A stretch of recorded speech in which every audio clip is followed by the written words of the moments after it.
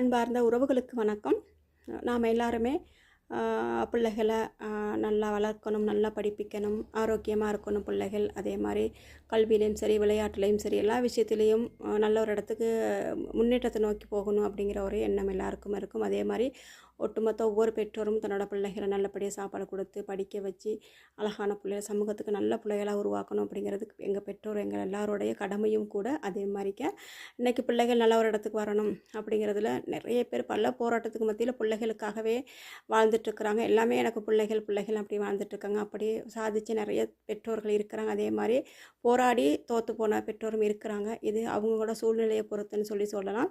எனவே எல்லா பெற்றோரும் எங்களோட பிள்ளைகளை நல்லபடியாக வளர்த்துக்கிறோம். பிள்ளைகளுக்காக நாம் எங்களை தியாகம் சென்றது ஒன்றும் தவறு கிடையாது. அதனால் பிள்ளைகளை நல்லபடியாக நல்ல பிள்ளைகளை ஆக்கி எங்கள் சமூகத்துக்கு எங்களோட பிள்ளைகள் நல்ல பிள்ளைகளை வந்துட்டாங்க, நாளைக்கு எங்களுக்கும் நிம்மதி, பிள்ளைகளுக்கும் நிம்மதி, பிள்ளைகள் நல்லா இருப்பாங்க, நாமளும் சந்தோஷமாக இருப்போம் அப்படிங்கிறதுல மாற்று கருத்து இல்லைன்னு சொல்லலாம். அந்த வகையில் எல்லாருமே பிள்ளைகள் மேலே ரொம்ப அக்கறையாக பிள்ளைகளை ரொம்ப பாதுகாப்பாக பார்த்துக்கொள்ளும். ஏன்னா இப்போ எங்களோட நாடும் சரி, எங்களோட சமூகமும் சரி மிக மோசமான ஒரு இடத்த நோக்கி போய்கிட்டு இருக்குது. குழந்தைகளை சரியாக நம்மளை வளர்க்கணும் நம்ம நினச்சாலும் சந்தர்ப்ப சூழ்நிலை பிள்ளைகளை சரியாக நம்மளை வளர்க்க முடியாத ஒரு கட்டான சூழ்நிலை கொண்டு விடுறது. அதனால் எல்லாருமே பிள்ளைகளை பார்த்துக்கொள்ளுங்க, பத்திரமா பார்த்துக்கொள்ளுங்க அப்படின்றதை ஒரு தயவான வேண்டுகோளை முன்வைக்கிறேன். அதோடைய இப்போ நடந்து முடிந்த புலமை பரீட்சை மாணவர்கள் அந்த குழந்தைகள் இப்போ எக்ஸாம் செஞ்சுட்டு கொஞ்சம் ஃப்ரீயாக இருக்கிறாங்க.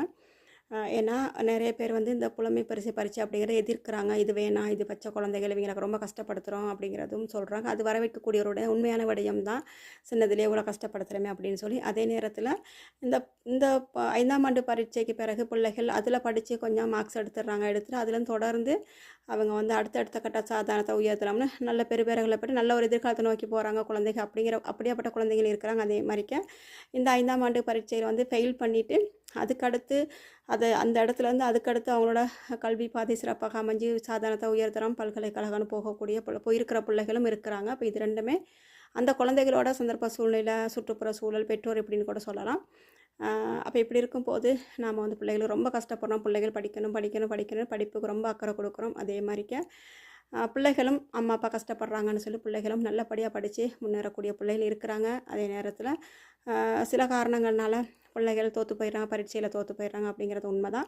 அப்போ அந்த நேரத்துக்கு நம்ம கவலைப்படுறோம், கோவப்படுறோம், அதில் பிள்ளைகளை ரொம்பவே திட்டி விட்டுறோம். அந்த நேரத்தில் பிள்ளைகள் தவறான முடிவு எடுத்த எத்தனையோ சந்தர்ப்பங்கள் நம்ம பார்த்துட்ருக்குறோம். ஏன்னா அந்த வகையில் இப்போ புலமை பரீட்சை முடிஞ்சிருக்குது. இனி அடுத்து அந்த ரிசல்ட்ஸ் வரும். அப்போ இது ஒரு கொஞ்சம் நாளைக்கு முன்னுக்கு நடந்த ஒரு சம்பவம். இந்த மாதிரி ரொம்ப கஷ்டப்பட்டு படிப்பிச்ச குழந்தை ஒரு குறிப்பிட்ட மார்க்ஸு குறைஞ்சி, அதாவது ஃபெயில் பண்ணிருச்சு. அந்த குறிப்பிட்ட கட் அவுட் மார்க்ஸ் எடுக்கலை அப்படிங்கிறதுக்காக அவங்க அம்மா பேசியிருக்கிறாங்க. நான் இவ்வளோ கஷ்டப்பட்டேன், உன்னை இப்படி படிக்க வச்சேன், நீ மார்க்ஸ் எடுக்கலை அப்படின்னு சொல்லி கொஞ்சம் ஏசியிருக்கிறாங்க. ஏசின பிறகு அந்த பச்சை குழந்தை 10-11 வயசு, நான் கொலசி பிள்ளைங்கிறது 10க்கும் 11 வயசுக்கு இடைப்பட்ட குழந்தவனே ஏசுனுச்சின்னு சொல்லிவிட்டு அவங்க வீட்டில் தாத்தா பாட்டி இருக்கிறாங்க. அப்போ அந்த தாத்தா பாட்டியோட அவங்களுக்கு சுகம் இல்லாமல் இருந்ததுக்கு வாங்கி வச்சு இந்த மெடிசன் எல்லாத்தையும் எடுத்து கொண்டு போயிட்டு ஸ்கூலில் வச்சு குடிச்சிருக்கிறான். ஸ்கூலில் வச்சு குடிச்சிட்டு அதுக்கப்புறம் மயக்கம் விழுந்து ஒமிட்டெல்லாம் போயிட்டு என்னென்னு போயிட்டு ஹாஸ்பிட்டலில் கொண்டு போய் செக் பண்ணி பார்த்து அதுக்கு பிறகு பிள்ளையை காப்பாற்றிட்டாங்க. அந்த கேஸ் போலீஸ் வரைக்கும் கூட போணுச்சு. அப்போ என்ன காரணம்னு பார்த்தா இப்படி தான் அம்மா என்னை ஏசுனாங்க, நான் ஃபெயில் பண்ணிட்டேன், என்னை ஏசுனாங்க, என்ன தான் இப்படி செஞ்சேன் அப்படின்னு சொல்லி ஒரு 10-11 வயசு மதிக்கத்தக்க அந்த குழந்தை இவ்வளோ பெரிய ஒரு தவறான முடிவு எடுத்து அதுக்கு பதிலும் சொல்கிற அளவுக்கு இன்றைக்கி பிள்ளைகள் வளர்ச்சி அடைஞ்சிட்ருக்குறாங்க, தைரியமாக இருக்கிறாங்க. ஆனால் அதே நேரத்தில் அந்த குழந்தைக்கு ஏதாவது ஒரு பேர் நடந்திருந்தால் இன்றைக்கி இவ்வளோ பெரிய ஒரு இழப்பு. அப்போ அதனால் குழந்தைகள் பாவம், கூடுமான வரைக்கும் இந்த மாதிரி விஷயங்களை பிள்ளைகளோட அக்கறையாக இருந்தாலும் பாருந்து தெளிவாக மெதுவாக சரியான முறையில் புரிய வச்சோம்னா அவங்க புரிஞ்சுக்கிறவங்க, அதுக்கேற்ற மாதிரி அவங்கள சரிப்படுத்திக்கிடுவாங்க.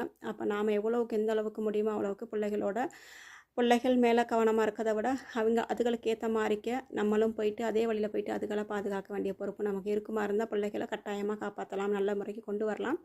எனவே அன்பார்ந்த உறவுகளை, குழந்தைகளை பத்திரமா பார்த்துக்கொள்ளுங்க. அதுகளுக்கு ஏற்ற மாதிரிக்க நாம் மாறினா கட்டாயமாக எங்களோட பிள்ளைகள் நம்ம எதிர்பார்த்ததை விட சிறப்பான பிள்ளைகளாக வருவாங்க.